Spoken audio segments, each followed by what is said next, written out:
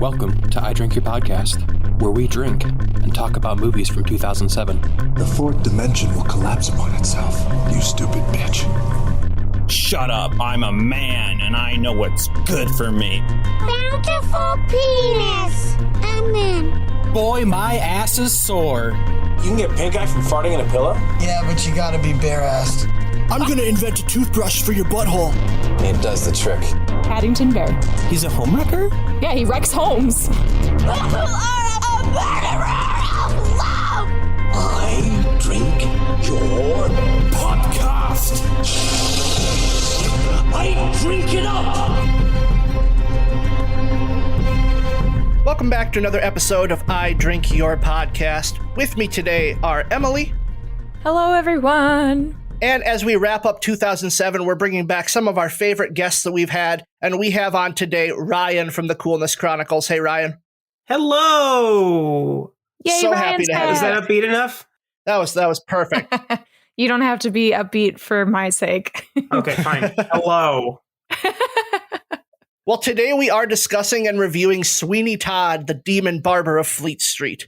And if you're looking to check it out somewhere, it is currently streaming on Tubi, which is a free streaming site online. So go ahead and check it out so that you can follow along with us as we talk about the movie today. But before we jump into the movie, folks, what is in your glass today, Emily? Okay, I figured I had to do something with gin because, I think his name is Toby, gets like super drunk and passes out from gin. And that just seems like the proper thing to do. But then I was thinking I need to have some shaving cream foam of some sort. So I'm drinking a gin sour. Okay. It's very sour and it's very foamy. It's very gin. And it's very gin. That's it. Yum. Yeah. Is it good? Do you recommend it? I think that it's fine. I also don't like gin. So I think I would really like it if I liked gin. Here I'm more like I'm tolerating this drink at 1 p.m. on a Saturday. Sure. You're suffering for your art. Yes, exactly. But I feel fancy doing it. Look at this nice martini glass. Mm-hmm. Yeah, I went fancy too. I made a drink I called the closest shave I ever gave. And it is Irish whiskey, Irish cream, amaretto, grenadine, and whipped cream. Ugh.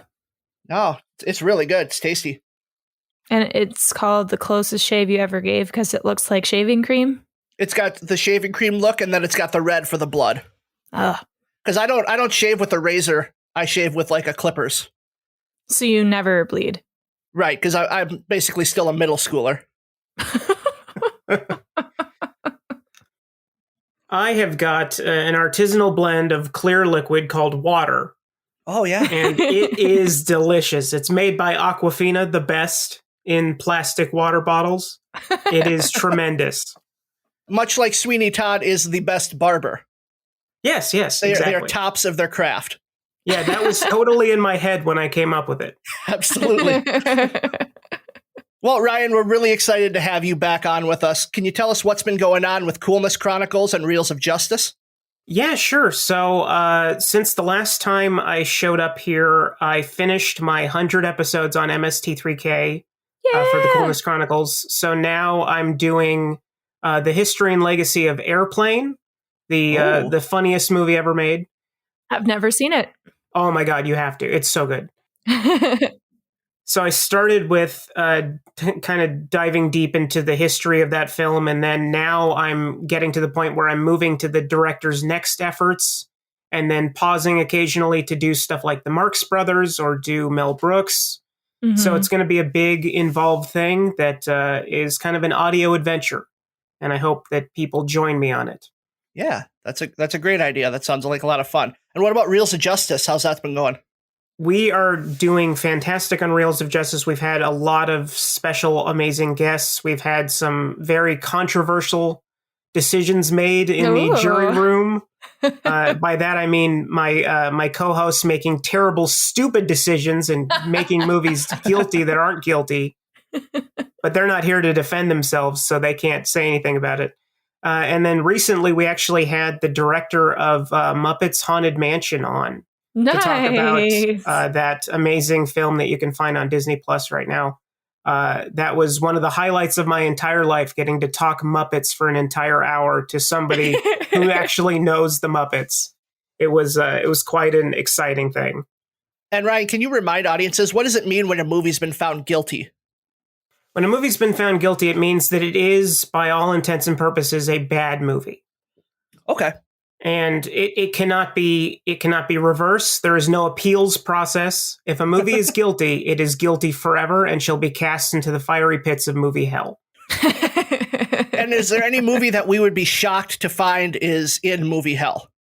Let's see. Shocked to find that's in movie hell. I think the closest we've had to a controversial guilty verdict was Godzilla vs. Kong, which I helped convict, and I feel really bad about it. Oh, okay. Because it is not a bad movie. But I honestly felt that in the moment, the blood was pumping. You can't turn that stuff off. And I was so in a negative mode, and I just kept going, and eventually it's like, oh shit, I is guilty now. Okay, well, what are you gonna do? Well, and with you guys deciding what are good movies and bad movies, I guess on your Reels of Justice, like there's so much content out right now to like indulge in, and there's so little time. So Ryan, what's something you've watched recently that you're going to sell us on today that is worth our time to check out? I am going to sell you on a movie called 8½, a Federico Fellini film.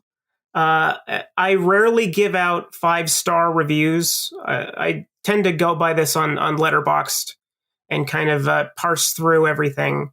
But 8½ is the rare 5-star review from me. It's a meditation on creativity, on inspiration, on basically film as dreams, film as a way of life. And it is almost impossible to adequately describe, but almost impossible also to resist. It really is an amazing film. That sounds like a Ben movie. It is a Ben movie. Criterion Collection all the way. Ryan, that one has a connection to a musical also, doesn't it? I believe it does. I don't know what it is, but... The musical 9? That's right. Yes. That's right. Yes. That great adapted for the screen in a movie that we shall not talk about because it is not good. One of the rare missteps for Daniel Day-Lewis.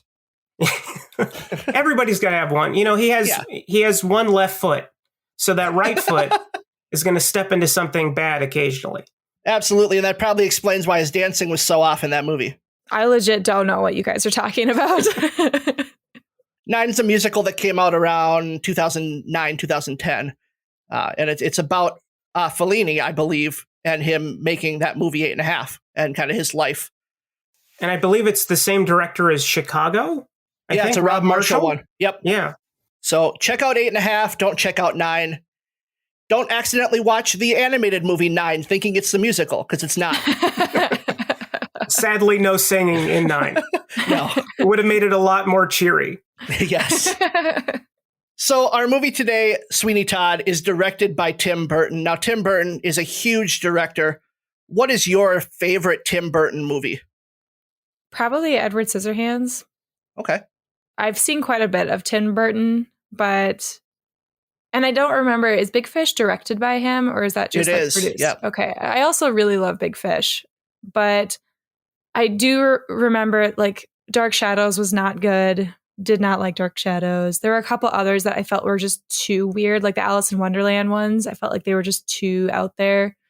But I really do I don't know, when did Big Fish actually come out? Was that early 2000s? Yeah, 2003. Yeah, so his earlier stuff, I think I like more. Okay. I think. I don't know. I guess I have to think about that. Beetlejuice is another one of his, right? Yep. Okay, so I think I like a lot of his earlier works. Well, and his earliest one scared you a lot when you were little, Emily. Oh my God, was that Pee-wee Herman? Pee-wee's Big Adventure. Fuck. Oh my God, I will never go back to that. It scared the shit out of me. Large Marge is horrifying.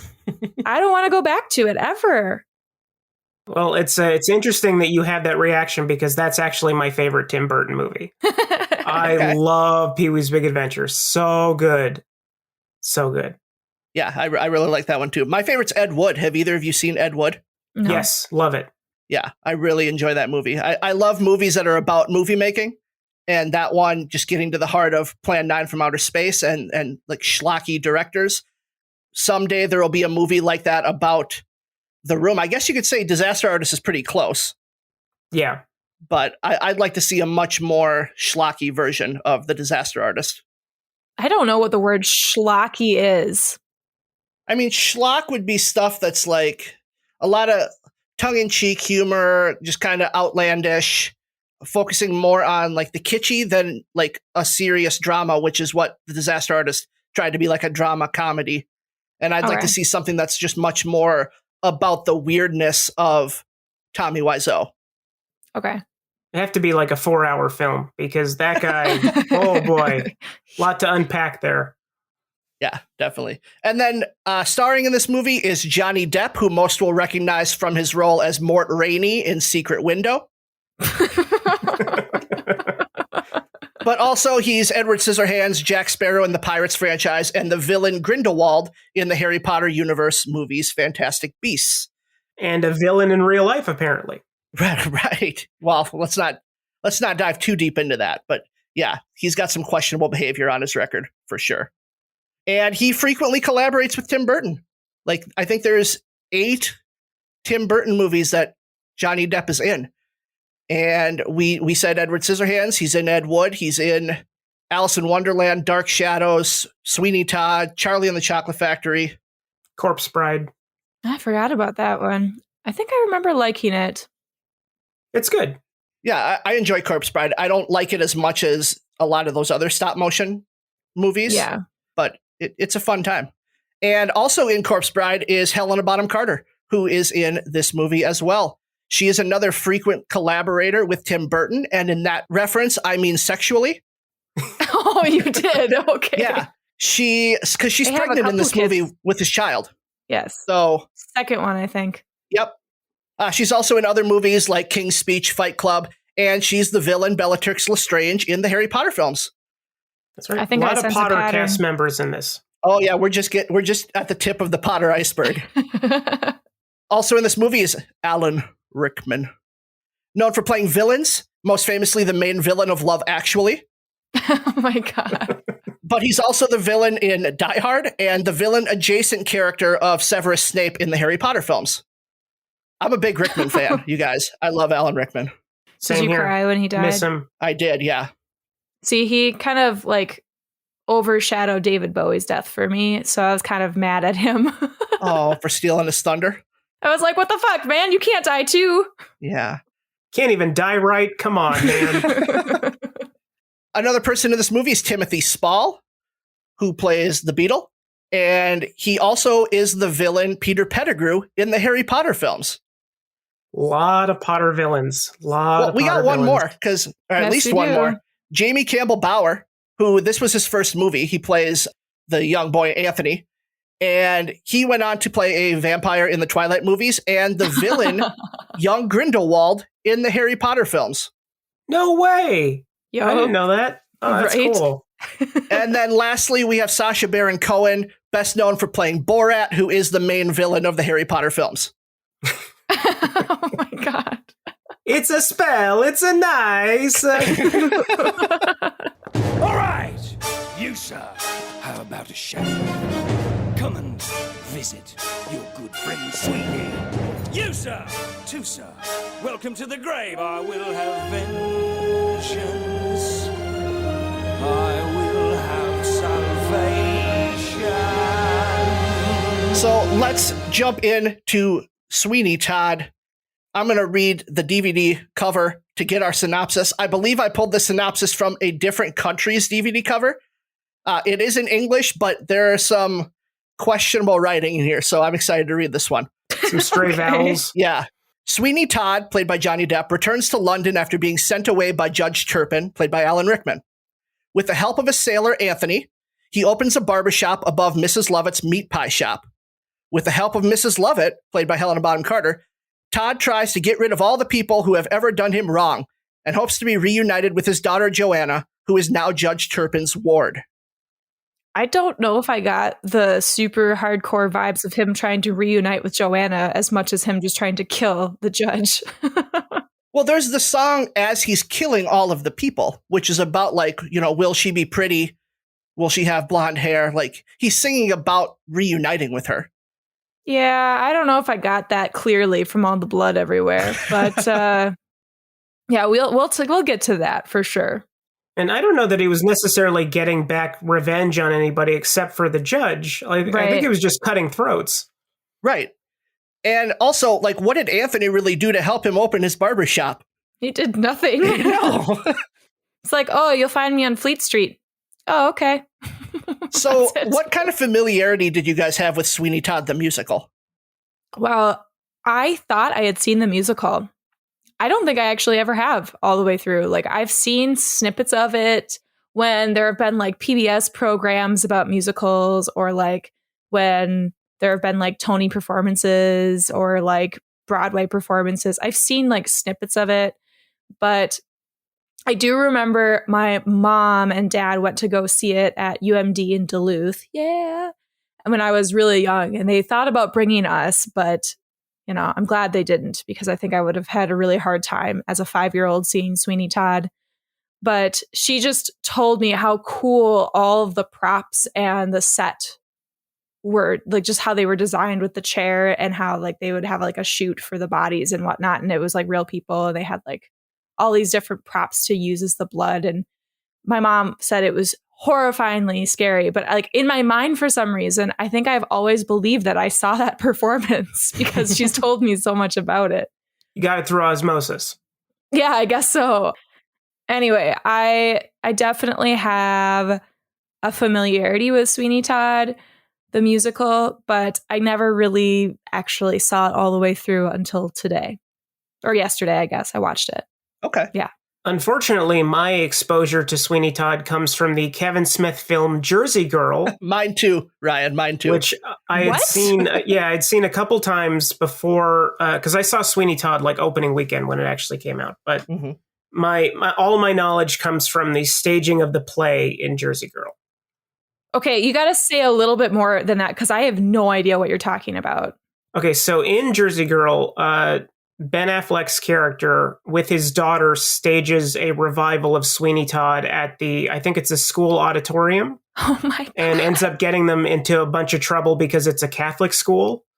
And they had no idea that there would be like throat slitting and people being made into meat pies. It's actually pretty cute. But it is kind of embarrassing to be familiar with this famous Broadway musical through a Kevin Smith movie. But, take what you can get. Ben, your experience from Sweeney Todd is originally from this Kevin Smith movie too? It is, yeah. That was the only clip I'd ever seen of Sweeney Todd. And, for a lot of people, their probably only connection to Sweeney Todd is that Office episode where Andy does Sweeney Todd. Oh, right. That's right. Yeah. So we're probably not alone in having our only connection be some other form of media. Mm-hmm. Which, by the way, the second this movie started, I thought of that line from Daryl where he goes, shh. If we don't listen to the overture, we won't recognize the musical themes when they come back later. So none of us were really familiar with this original musical. Like, well, I've heard... That's not true. Like, familiar. We were all familiar, but like I had never seen it all. Like, I'd listened to the music with my family, and like I knew this story. I knew the premise of it. Emily, I guess that leads me to my question, which is, how does that familiarity affect your opinion of this movie and its performances? Well, from the way that my parents described things and the way that like I had a positive reaction to a lot of the music with my family, I felt like it was more of a happy, dark humor where everyone, and similar to like The Office, you have the whole chorus singing together. And so it felt more like a musical. And then watching this movie, it doesn't really feel like a musical to me at all, even though there's music in it and they all sing. It doesn't have the same sort of typical musical tropes, if that makes sense. Mm-hmm. Yeah. It's not traditional in a sense. Yeah. It's irreverent in the way that it kind of processes things. Right. Mm-hmm. I don't know. It just feels sort of fake, but also very real. You know how you suspend your disbelief for musicals because you know it's a musical. Mm-hmm. This movie, even though it is a musical, it never outright feels like like you said, Ryan, a traditional musical. It feels like you almost have to suspend your disbelief for just the movie, not the music. The music just kind of fits into it. And nobody stops what they're doing to sing a song and then goes back to doing whatever they were doing before. It's very much it's of a piece.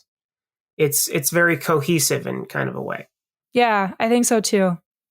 I mean, in that way, would you say it's like Les Mis? Kind of. I didn't like Les Mis, the movie. Okay. But yeah, I would say that it does feel like that. Just the way it integrates the music into kind of the everythingness of it. Right. And how it limits a lot of the dancing, like the places that there are dancing, it makes sense. Someone's trying to sell you something and pawn like peddle stuff, the elixir or like Lovett and Todd are both like in a fantasy and they're, there isn't actually like dancing, but there's like this like dream sequence or they're celebratory waltzing together or something. It fits within what's happening in the movie rather than, oh, we're just going to dance like in Hairspray at the beginning, Yep. Hairspray at least tried to incorporate dance into its plot. Like there's a reason they're all dancing. Oh, I know. But you know what I mean? Like the garbage truck was rolling by. Wesley was so angry about that. And like how there's all this dancing in the beginning with no rhyme or reason. And they're all like dancing together outside in the real world versus this. It's very gritty. It's very reality based, even though it doesn't feel very reality based because it's got the Tim Burton vibe. Ryan, our only kind of reference point for a performance of Sweeney Todd is Ben Affleck as Sweeney Todd. So with that said, what did you think of Johnny Depp's performance in this movie? I think he did pretty well considering, like he's not a singer. I think that's very evident early on. Nobody in the movie really is. I don't think they cast anybody based on their singing ability. But to be able to kind of transcend that and deliver a performance that is credible and that is of a piece without having kind of the background necessary to hit a lot of the notes, I think if anything, that's the most impressive thing about his performance is that he walks into it as kind of a novice and ends up not embarrassing himself. I think he does quite a good job. Yeah, I think you're right. He doesn't embarrass himself. I don't think he's very good. I honestly, what really bothered me about his singing was actually the lip syncing of his voice. Okay. Because the way that he would try to maintain his character, he would move his lips in a way that just really bothered me, where I'm like, oh, that sound does not work that way. Yep. Okay. And so it really just drove me nuts as someone who does sing. And I know that he kind of has a more rock and roll kind of sound to his voice as well. And so I thought that was definitely an interesting way to go from like what music I've heard in the past with different Sweeney Todd performances. But I don't know. I really struggled with that versus someone like Alan Rickman, who I don't know if he's trained in musically or not. I really believed his musical performances a lot more. I thought they were more persuasive. I thought they were really beautifully horrifying, if that makes sense. I really liked his, and even like Helena Bonham Carter, she trained a shit ton to be proficient and to actually sing well. And I thought that her singing was pretty good, honestly. And she's wanted to be Mrs. Lovett for years. Like that was one of her dreams growing up. Yeah, this movie's performances kind of comes down to what I always told my theater students, which is that like it's okay to not be able to sing, but then give me character singing. Like, let your character shine through. And even if you're not hitting all the right notes, we're still in the performance because you're staying in your character and giving us something to latch onto, even if it's not great vocals. And I think all of the cast does a great job of that in this movie. I do think the three children of this movie were probably cast for their singing voice. Oh, yes. Yeah, Toby especially. Oh, Toby has a great set of pipes. Right. I like Anthony's rendition of Joanna. Like I thought it was beautiful. I think he does a great job in that. Yeah. But this is a Sondheim musical. How familiar are you guys with Sondheim? Very. Okay. Not at all. Oh, okay. So, Emily, best Sondheim musical. Go ahead. Well, best Sondheim musical? Yeah. I actually need to see a list, but like I've probably seen or heard most of his stuff. He did Into the Woods, right? He did Into the Woods. He did the lyrics for West Side Story, which is my favorite musical of all time. Right. Into the Woods, Company, Follies, Sunday in the Park with George. Hate that one. That one can suck my dick. I don't have a dick. Me too. No, sorry. I have like a really bad experience with that musical because I went to go see it at Chanhassen when I was in 8th grade, and like I threw up the stupid food there, and the musical itself was super boring. I hated it. Okay. For a second there, I thought you were blaming the musical on your throwing up, and I was like, well, that's actually kind of impressive. Maybe it was. Yeah. No, I would say, honestly, Into the Woods is probably one of my favorites that he's done. Yeah, and there are songs in this movie that do remind me of songs from Into the Woods. Yes, same. So it does have that lighthearted creepiness. Yes, absolutely. But within this movie, like, what were some of your favorite songs in this movie? I'm going to go with My Friends. Okay. I think it's a nice, but I think that musical number succeeds because of the performance, not necessarily because of the song. I think that you do get the rage that he has building inside of him, getting up to the point where he says, "My arm is now complete" with the razor. Mm-hmm. I think is one of the best moments, I think, of the entire film. And it kind of transcends that musical moment and kind of makes it something, I think, pretty special. Yeah, I agree. I think for me, when it comes to musicals, I have the songs that get stuck in my head usually are the ones that I really like. And so like when Anthony was singing Joanna, it just is, it fills my soul. It's just how pure and beautiful it is. Even though like, if you think about it a little bit too much, it's a little creepy of some guy randomly staring at a woman and just like, I'm going to get you. I'm going to save your butt. It's a little creepy, but still a beautiful song. But also I really loved the By the Sea song, partially because the song itself is really fun. But I really like just the dream sequence is so funny to me. I love how Johnny Depp just commits to his like grumpy, sad Sweeney Todd character while Mrs. Lovett is just having the time of her life with Toby and he's in his sad swimming suit. I know, it's just so silly to me. And the song itself too is just really fun. It's the one that always gets stuck in my head. And I think it's the most memorable song for me when I was watching this, because I never finished the movie. I watched it when I was in like 8th or 9th grade. I have a dumb story. Do you want to hear a dumb story quick? Yes. Okay. So I still remember when my dad rented this movie, and I think it was over the summertime when he rented it, and he was in the basement watching it. And I had just come back from some practice, made myself some Campbell's tomato soup. So I went downstairs to watch it with him, and I got through the overture kind of, and I handed my tomato soup over to my dad and said, you know what? I can't do this. I can't eat this and watch this right now. This is not going to work for me. And then later I came back down and I made it through By the Sea. And then after that, like everything goes downhill and I couldn't watch it anymore. It was just too much for me. And eating tomato soup while watching Sweeney Todd is very on brand. Oh God, it was terrible. I literally got sick to my stomach this time watching it because of that memory. I was like, fuck, what is wrong with me? So I think that kind of tainted it a little bit for me. See, I was eating clam chowder when I watched it, and it just wasn't the same. Oh, I also really love the Elixir song. I just think Toby's voice is so good. The song is so catchy and silly. I love how Mrs. Lovett and Mr. Todd both just like are making fun of him, but I love the little quips back and forth. I think it's so fun. And Sacha Baron Cohen, what a voice. Yeah. Oh my God. Absolutely. I love Johnny Depp's delivery of like, this is piss, looks like piss, tastes like piss. It's piss with oil. I love that whole part. My favorite song of the entire movie though is Epiphany, where he does that sequence where he's walking through the street, pointing at people, talking about how this is where he like finally decides he's going to start killing people.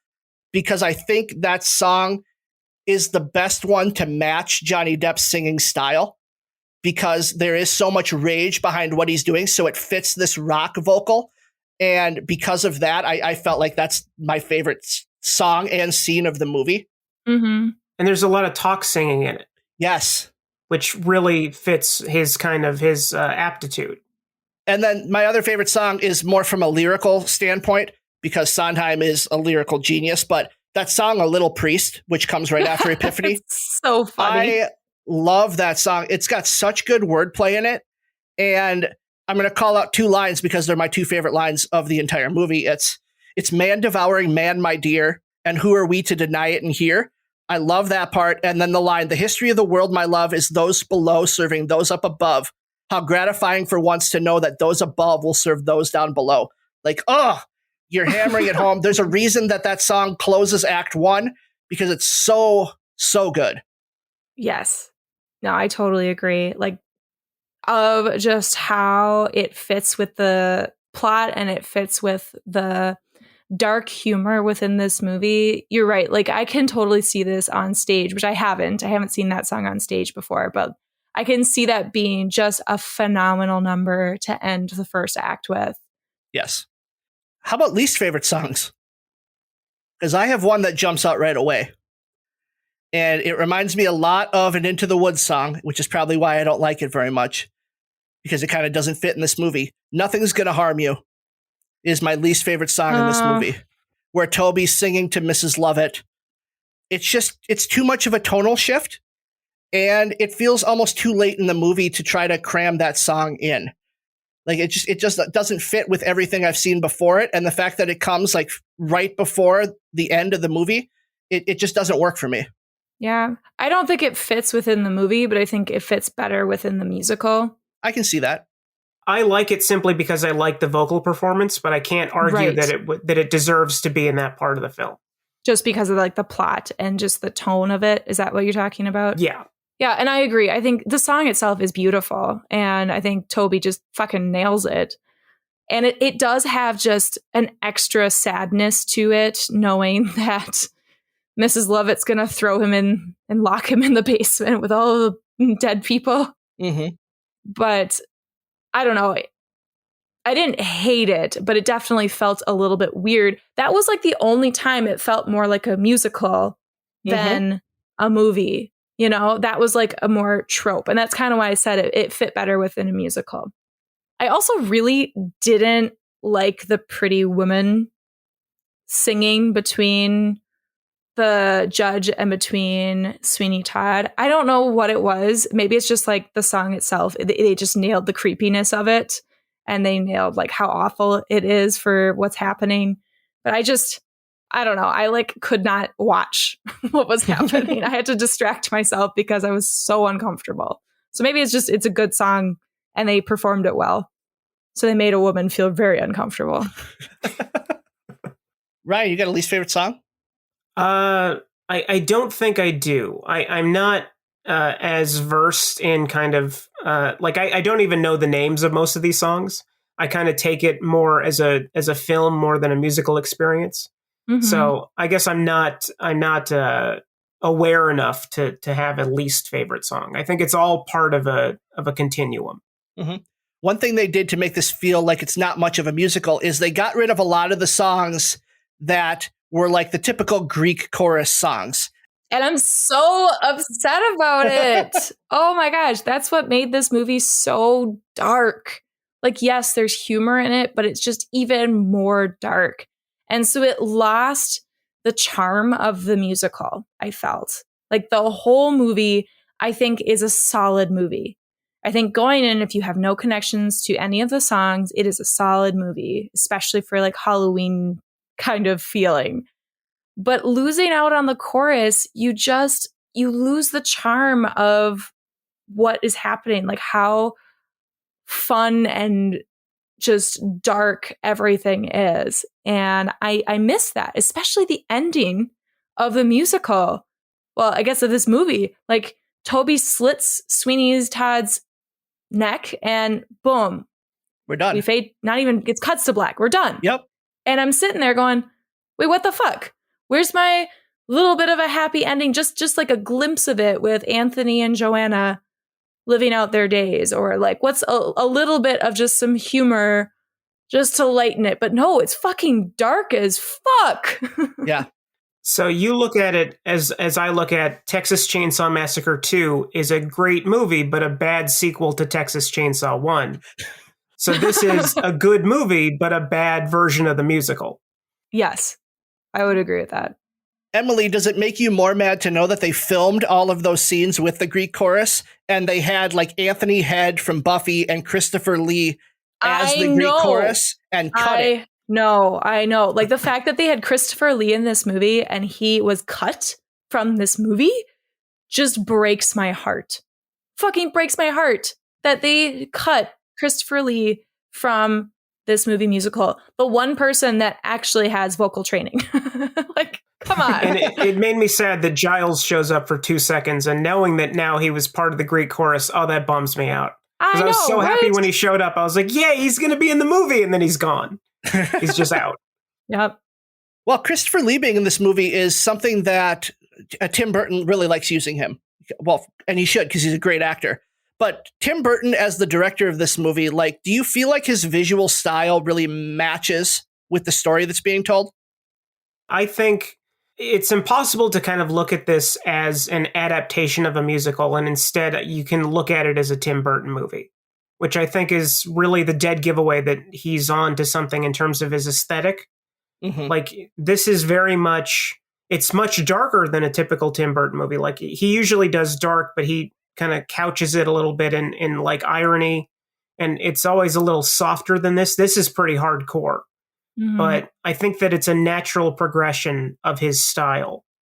And it goes back. I mean, even you can see even glimpses of Pee-wee's Big Adventure in this. Like, it goes all the way back through his entire filmography.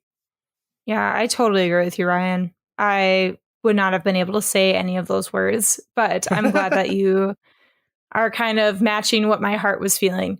My only issue is that because I had such a connection to the songs and just like the chorus in general, and how there is a lighthearted deviousness to the musical. Like, obviously he's fucking killing people and they're eating them.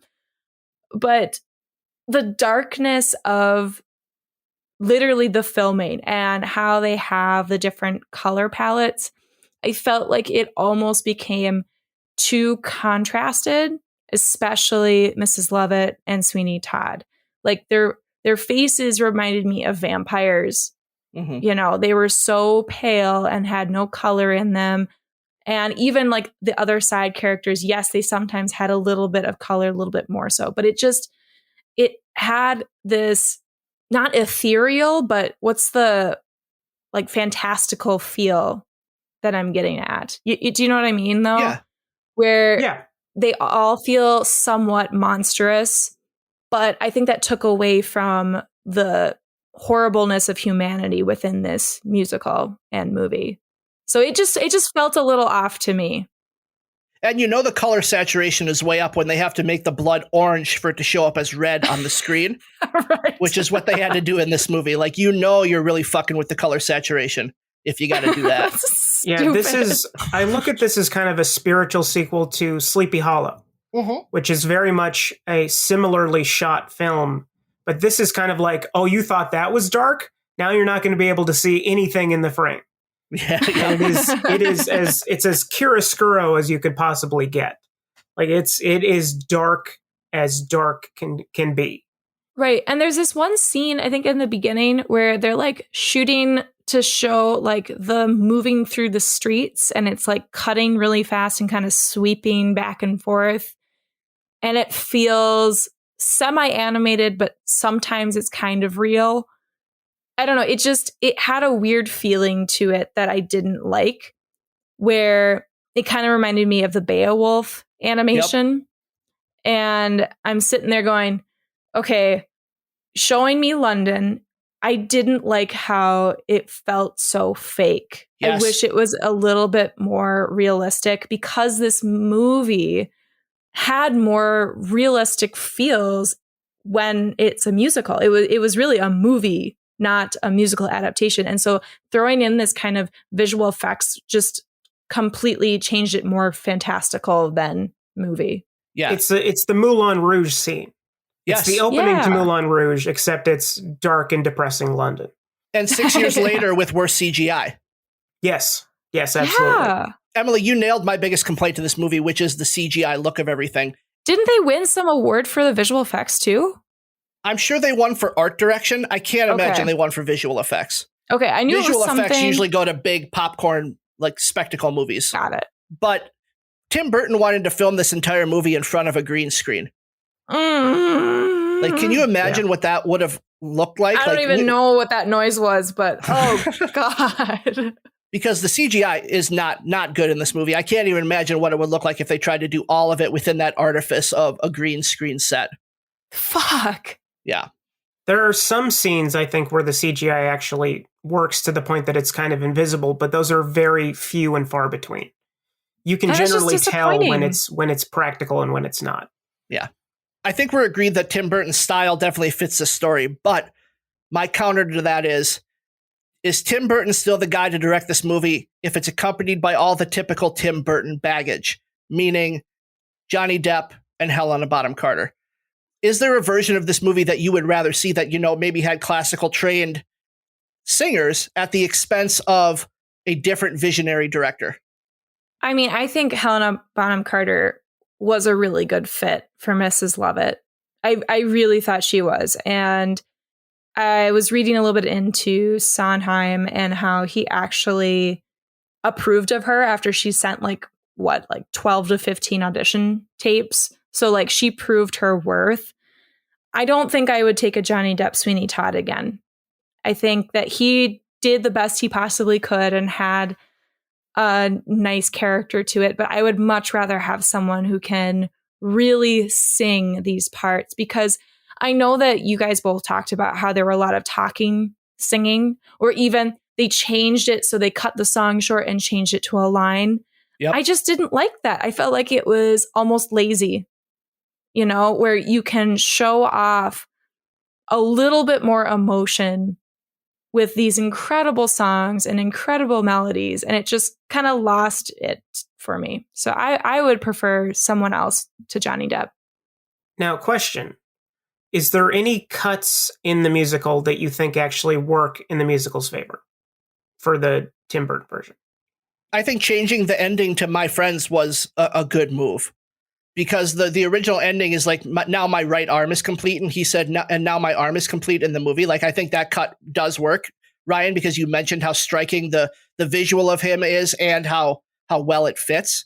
So I think that's a good cut. They made lots of cuts to this movie, honestly.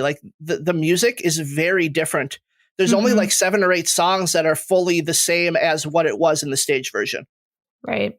Now, the stage version is 3 hours long, isn't it? So it is, yeah. They had to cut it, just out of necessity, but I guess also to fit better with Burton's style. Mm-hmm. Well, let's get into the good, bad, and weird of this movie. What are some things that you really enjoyed about this movie that we haven't talked about yet? Oh, I frickin' loved how they had the prosthetic slit throat, throat slitting stuff. I thought that was really interesting this time around. I saw pieces of it back when I was terrified of my tomato soup, but I don't know. I just thought it was so interesting after watching a lot of horror with Dylan now, I guess, over the last year and a half. And especially seeing, what was that, Planet Terror? Yeah. I was like, oh, I know what they're doing here. But I thought it was really interesting. And the blood itself, as silly as it was, it just added to the drama of what was happening. That was something Tim Burton really fought hard to get in this movie, because he hated that the stage version was mostly bloodless. And he really wanted to lean into that R rating. And I do think that that's a really successful choice that he made in making this movie, because it's so delightfully macabre in the way that it's presented. When those bodies pass through the door and slam into the ground, and you see the skulls cave in on those dummies, it makes me happy. And I don't know why it makes me happy, but it does. It's Burton getting to make a Hammer horror movie. which I think is one of his ultimate desires to do. And yeah, the brutality of it is quite surprising, especially considering that there's people singing in the movie. Like you expect to kind of go a little light on it, but he does go pretty hardcore. Mm-hmm. I also really loved, I know we already talked about Alan Rickman, but there's this one scene when Joanna is getting taken to the insane asylum or whatever they called it. They called it something nicer than that. But Anthony comes running up and he's like, I'm going to do something to you. And Alan Rickman, the judge, is like, well, here I stand. And he just like fucking nails his performance of just kill me on the spot, like do it, and is super threatening. And it's terrifying and so good. Oh, it was so good. Yeah, to kind of piggyback on the Rickman love, something that I noticed in watching this is something that I never picked up on before, but Salt and Pepper Rickman is the sexiest Rickman. Oh, he looked really so good in this. Oh my God. When he was sitting in the chair during Pretty Women and he does that part where he like looks up and almost like looks off as he's singing a line, I was like, oh man, I'm all about this. Oh, your giblets liked that. Oh yeah, they did. I know we talked about him already, but I love Sacha Baron Cohen in this movie. I think he's so brilliantly cast. And the dude can sing. Like, he's probably the most classically trained of the actors we know in this movie because the guy can just hit notes. And, I wish we didn't live in such a dark timeline that we ended up getting Rami Malek as Freddie Mercury, because Sacha Baron Cohen as Freddie Mercury would have fucking killed that would have been Bohemian amazing. Rhapsody. And he could have actually sung the songs himself as opposed to lip syncing. Like he could have, he could have nailed it. That would have been so good. Bummer. Ben, why'd you put that in my head? How about some bad stuff? What were some stuff you didn't like?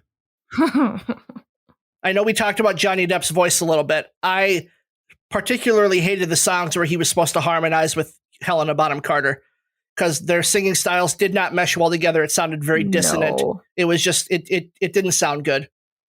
I'm going to go with some of the visuals. Not crazy about.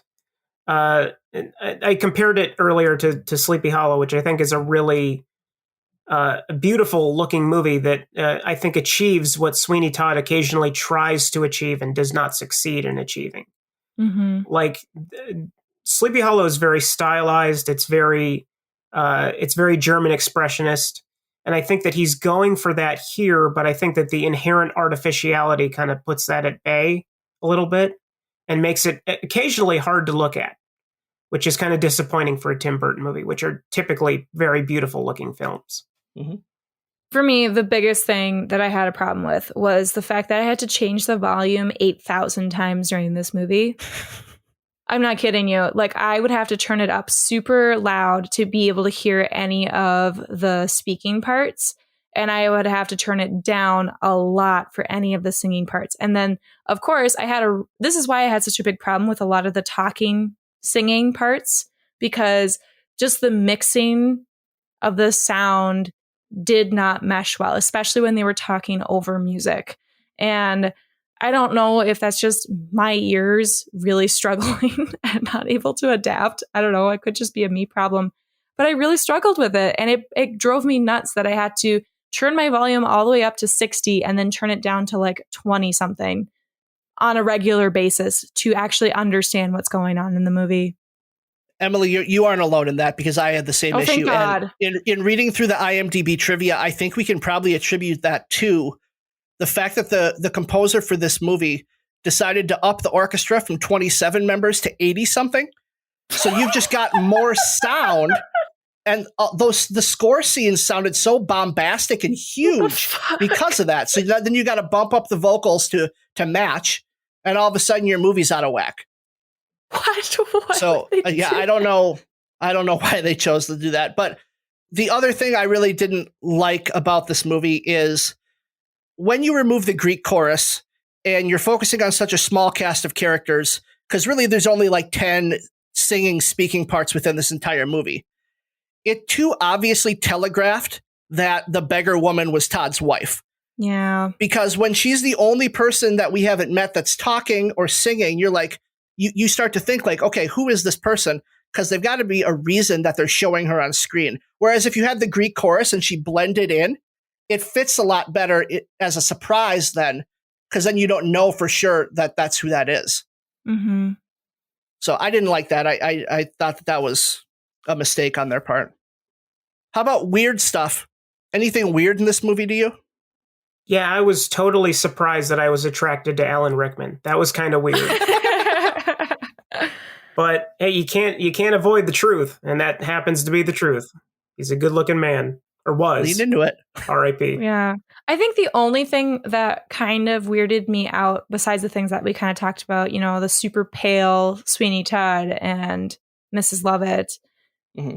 and, the cut to black at the end, just very movie style rather than like musical feel. There was a part in A Little Priest as they were looking out the windows, and I don't know why it sticks with me, but the windows themselves, the glass was wavy, kind of like that old paned glass. And so it was kind of hard to see out and see what they were looking at. Like, yes, you could get a general idea, but I don't know, it just kind of messed with my brain. And I totally like that they were trying to do a stylized piece of, from their perspective, looking out on the town and kind of giving it a distorted feel. But I don't know, it just felt really weird, and it stuck out to me in a very strange way. I can definitely see that.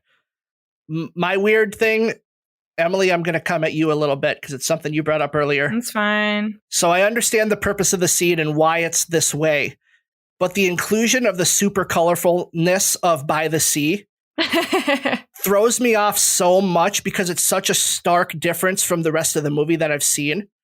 And it feels too worst instincts of Tim Burton. Like, I think of Tim Burton, I think of that over colorful look like Charlie and the Chocolate Factory and Alice in Wonderland, that it takes me out of the movie and makes me go, I'm watching a Tim Burton movie right now.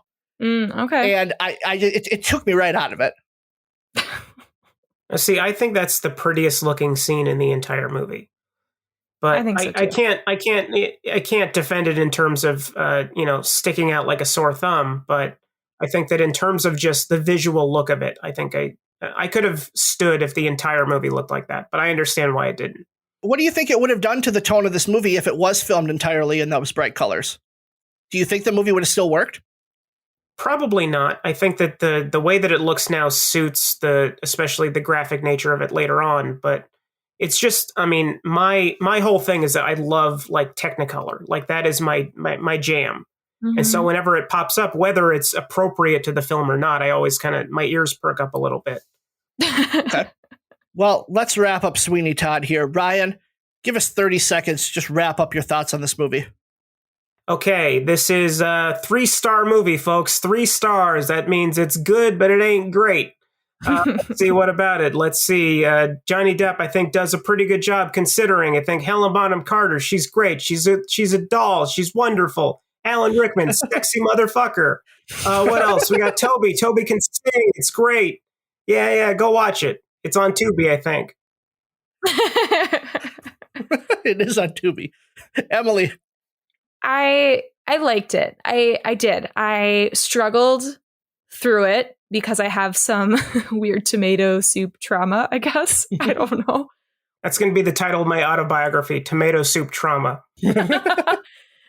But I liked a lot of aspects of it. I think that having it be so incredibly dark was really fun, but I missed the whimsical songs. I missed the fun chorus parts of it, like singing along to it. And so like for me, there was a little bit of some, like I lost some of my childhood wonder, and like obviously that wasn't the point of the movie, but I wanted more. I just wanted a little bit more dancing, a little bit more fun. I just wanted to see the stage musical, but with, a few of these people on stage besides Johnny Depp. I don't need to see him again in this. Yeah. Emily, I think you nailed my review as well. Like I love the music within this movie. Right after watching it, because I watched this with my daughter, she said, Daddy, I want to watch this again sometime soon, because she liked the music so much. So I love the music. I think I'd rather just listen to the soundtrack as I'm driving in the car than sit down and watch this movie again.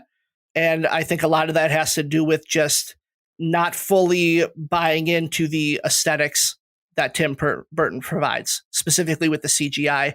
It just kind of removes me from feeling invested in the movie. It feels a little too artificial the entire time. And I think the songs and the lyrics are so strong that it doesn't overcome the lackluster visuals, in my opinion. But that has been Sweeney Todd, the Demon Barber of Fleet Street. Again, when you cut the chorus song, how can you even call it Sweeney Todd, the Demon Barber of Fleet Street? They never say Demon Barber of Fleet Street in the movie now, but still part of the title. Emily, you got some Twits Light for us today? I do have some Twits Light for you. So premise, Ryan, because you haven't been here since we've done a Twits Light. I'm going to give you a Twits question, and you just respond with the first thing that comes to your mind. All right. So this first one here is kind of a Chopped style question. So we've all seen the show Chopped, right? 4 ingredients in the mystery basket. So my question for both of you is, what are the 4 mystery ingredients in the basket that were used in the making of The Worst Pies in London? Remember, The Worst Pies. The Worst Pies in London is a song. And I just want to throw out there that in this mystery basket, I think every single time in Chopped, it's usually an edible ingredient. So I'm just going to throw that out there. That's a stipulation. I'm assuming the pies all get the basic crust. Can we just agree on that? Oh, yeah. But what's the filling? Yeah. The answer is green vegetables. Pick 4 green vegetables and throw them in that pie. It's the worst pie ever made. Hate vegetables. I hate you, Ben. I'm going to go kidney, liver, appendix, and misery. Misery is the 4th. I love it. What do you guys think the best tasting person is? Like occupation wise? I got to go vicar. Vicars are delicious. Vicar? Yeah. I don't know. I feel like some opera singers would probably be tasty. Friars. Right? Fat lady singing. Friars would be delicious. Mm-hmm. Deep fried fryer. Sounds really good. All right. Speaking of careers, I have some alternative careers for you to be thinking about. So, you know how Sweeney Todd he was originally a barber? Okay, so he comes back and he loses his razors. I don't know, maybe Mrs. Lovett sold them, right? And so he doesn't have his razors anymore. And remember, they were silver, so they're fucking expensive. So what is his alternative career to play out his revenge? I have one, so I want to hear what you two have. I mean, it's got it. You probably wouldn't find many of these in London, but a dentist. I mean, it's torture adjacent. I am going to go boot black so that he could tie people's shoelaces together and then they trip and fall down and get hurt on their way out. Especially down those stairs. Yeah. Okay, so he's just going to be some sort of business person, but I was thinking like he's got like an accountant or something. He's got all this paper to give lots of paper cuts, just like constant paper cuts. Ooh. Or he just works at Panera Bread and just spits in the bread. That's his revenge. I love it so much. Okay, last question. Because we're circling back to the beginning. How many Harry Potter actors were in this movie? Like 5. There were at least 5. Yeah, 3 were like original HP. Maybe 4 were original HP. 4 were original HP, yep. Right, so I'm not really counting Grindelwald, but we need more Harry Potter actors in this. Okay, we really do need more. So who are you going to add and which part?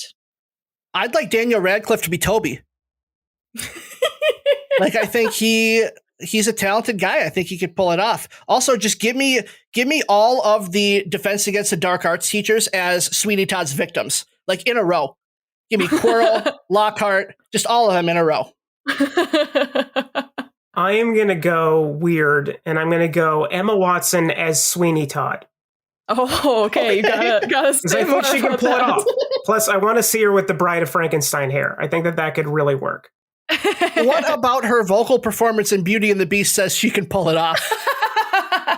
She's as natural a singer as Johnny Depp is. That's a good point. Yeah, but she doesn't have the characterness of the voice to fall back on. Okay, fine. So she wouldn't fit. Fine. You don't like my answer. That's great. I don't have a better one. I'm just pushing back a little bit. Well, before we go, Ryan, I got a game that I'm going to have you play. Okay. Game on! Game on! Game on! So this game is called What This Could Have Been. So this is going to be a game that we're going to do recurring sometimes, but I'm going to give you an actor that was rumored to have been up for the role of Sweeney Todd. Okay. Throughout its long pre-production history, because it was in pre-production for like 30 years. Seriously? Yeah. You tell me if I think this movie would have been better with this actor or worse. Okay. And keep in mind, Ben, you liked Johnny Depp in this. I enjoyed Johnny Depp in this, so this is not easy. So 60 seconds on the clock. It's either better or worse, and away we go. Al Pacino. Worse. Yes. Dustin Hoffman. Better. Yes. Gene Hackman. Worse. Incorrect. Harrison Ford. Better. Incorrect. Damn. Jack Nicholson. Oh, worse. Yes. Kevin Kline. Better. Yes. Yes. Richard Dreyfuss. Worse. Correct. Robert De Niro. Better. Incorrect. Steve Martin. Oh, worse. Incorrect. Tim Curry. Better. Yes. William Hurt. Worse. Incorrect. How many did he get out of 11? He got 6. 6. You won, Ryan. Congratulations. You did it. Yay! Just so you know, if you ever hear Steve Martin in Ben's like phrase, whatever he says, the answer is always that it's better because he has an obsession with Steve Martin and also Martin Short. I don't know why. Steve Martin can sing. That's true. Like, Steve Martin could have pulled off that role. Yeah, absolutely. A banjo playing Sweeney Todd? Gimme. Gimme. Talk about my arm is complete. Now he's got the banjo. It's an even longer arm. That's right. But shit, a Kevin Kline Sweeney Todd. He's so great. Pirates of Penzance influence? Hell yeah. Mm-hmm. Man, I would have loved that. Or even Tim Curry would have been pretty fun. Tim Curry in anything makes it better. Oh, yes. Give me the Muppet Treasure Island any day. Well, Ryan, thank you so much for being on with us today. Oh, thank you for having me. Do you want to plug and tell us where we can find your podcast? Sure. The Coolness Chronicles and Reels of Justice are wherever you find podcasts. So Apple Podcasts, Stitcher, Spotify, iHeartRadio. I'm on Twitter at CoolnessPodRyan and Instagram at The Coolness Chronicles. You can also find Reels of Justice at both Twitter and Instagram at Reels of Justice. Awesome. And I imagine Ryan, when he's judging Reels of Justice, is just like Judge Turpin when he's sentencing the child to death. How did you know? How did you know that's in my head when I do it? Yep. He probably deserved it. So as we look ahead to next week's episode, I'm going to give Emily 3 pieces of information about next week's episode. Because you know I haven't seen it yet? Because I know you haven't seen it. And Ryan, I want you to guess what movie we're doing next week. It is a 2007 movie, as all of our movies are. Okay, so here are 3 pieces of information. The first one is Alaska. The second one, Magic Bus. Oh my God. And the third one is Journals. What movie are we doing next week, Ryan? Into the Wild? We are doing Into the Wild. Yes. Oh my God. Great job. The first time we've ever played that game, and you got it right. You're setting the bar high. Great job. So next week, we will be doing Into the Wild, and we're continuing our tour through some of our favorite guests that we've had on thus far, and we'll be welcoming back Book Retorts to talk Into the Wild. So again, thank you everyone for joining us today. Please like, rate, subscribe, share us with a friend or two. You can follow us on Twitter and Instagram at IDYP_podcast, or you can email us at idrinkyourpodcast@gmail.com. Ryan, Emily, thank you so much for being on with us today. Always. Thank you for having me. And Ryan, before you go, what I want you to do is, in your best Daniel Day-Lewis from There Will Be Blood impression, give me I Drink Your Podcast, I Drink It Up. I drink your podcast, I drink it up. Nice. Thank you so much.